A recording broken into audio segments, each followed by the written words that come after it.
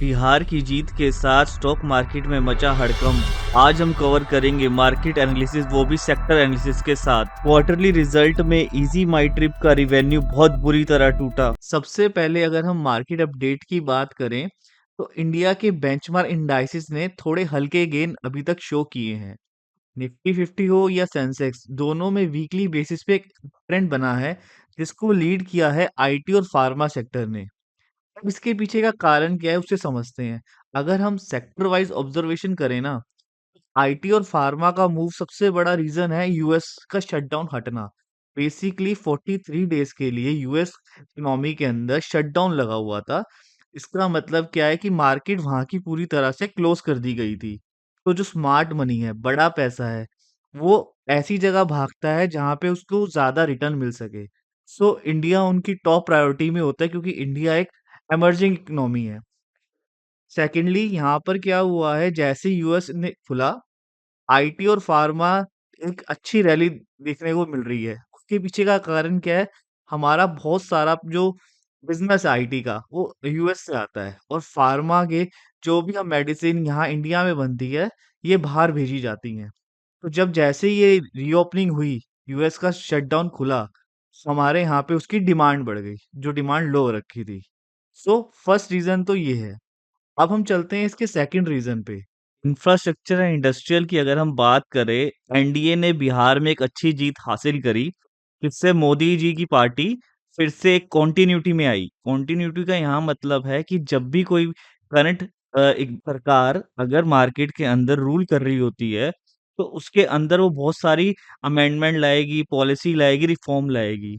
लेकिन होता क्या है, अगर सरकार बदल जाती है, तो जो नई सरकार आती है उसके पास पावर होती है कि वो सारे रिफॉर्म अमेंडमेंट को कैंसिल कर सके। लेकिन सेम सरकार आने से जो भी रिफॉर्म पॉलिसी अप्लाई करी गई हैं, वो कंटिन्यू रहने में हेल्प मिलती है, ताकि वो चीजें ना बदले और जो इंडस्ट्री का स्ट्रक्चर जो बना है करंटली, वो बना रहे। थर्ड है टेक आईटीएस से, कि ये वो सेक्टर होते हैं जिनके अंदर बीपीओज, बेसिकली केपीओज, आउटसोर्सिंग टेक चीजें आती हैं। अगर हम इस पे ध्यान देंगे ना, इसमें अभी थोड़ा प्रेशर आता हुआ दिख रहा है, जिसके पीछे का कारण है ग्लोबल क्यूज और रेट कट एक्सपेक्टेशन के कारण।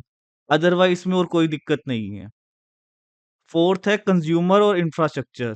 इस सेक्टर पे करंट लेवल पे काफी स्टेबिलिटी दिख रही है, और आने वाले टाइम में इंफ्रा, ट्रांसपोर्ट, हाउसिंग सेक्टर को एक पॉजिटिव पुश मिल सकता है। यहाँ पर मेरा टेक अवे यही रहेगा कि अगर आप मिड टर्म इन्वेस्टमेंट सोच रहे हैं, तो आईटी, फार्मा के साथ इंफ्रा और इंडस्ट्रियल को भी कंसीडर कर सकते हैं। लेकिन अगर आप शॉर्ट टर्म में देखेंगे तो वहां पे वोलेटिलिटी बनी रह सकती है। इसलिए यहाँ पर सपोर्ट जोन और रेसिस्टेंस जोन को नजर में रखना जरूरी रहेगा। अगर अब बात करें बिहार के इलेक्शन की और उससे जुड़े हुए परिणाम से क्या इंडियन स्टॉक मार्केट पे उसका क्या इम्पैक्ट होगा।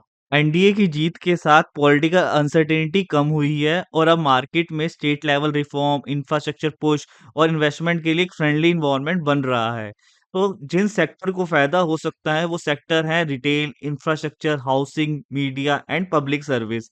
अगर मार्केट वाइज देखें तो निफ्टी के इलेक्शन रिजल्ट के दिन ग्रीन में क्लोज हुआ निफ्टी, जहां पर उसने सपोर्ट लिया।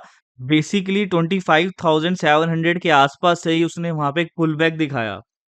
अगर मेरे व्यू की बात करें, अगर बिहार और दूसरे स्टेट में सिमिलर रिफॉर्म या इन्वेस्टमेंट पुश दिखेगा, तो regional stock plus infra stock में ब्रेकआउट पॉसिबल है। लेकिन ग्लोबल क्यूज को भी देखना बहुत जरूरी है, जैसे कि यूएस रेट कट या एक्सटर्नल डिमांड। अब हम चलते हैं इजी माई ट्रिप के क्वार्टरली रिजल्ट की एनालिसिस में, जिसमें कंपनी का प्रदर्शन मार्केट के अंदर काफी गिरता हुआ दिखा। चलिए अब डिस्कस करते हैं इजी माई ट्रिप का क्वार्टरली रिजल्ट। कंपनी का नाम है इजी माई ट्रिप प्लानर लिमिटेड। सो आज के इसके हाईलाइट है, अगर आप क्वार्टर टू का रिजल्ट देखेंगे कंसोलिडेटेड में, तो नेट प्रॉफिट 26 करोड़ से डाउन हो गया है 45.2% year on year basis.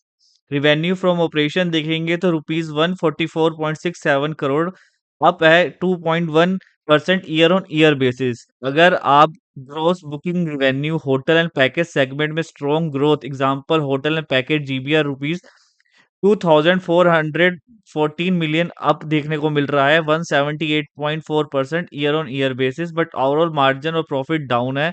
Profitability में अभी प्रेशर है, क्योंकि पोस्ट रेवेन्यू जो हो रहा है ऑपरेशन से वो ज़्यादा कर रहे हैं, ठीक है? बट कॉस्ट भी साथ-साथ बढ़ती जा रही है जिसका असर प्रॉफिटेबिलिटी भी ऊपर आ रहा है।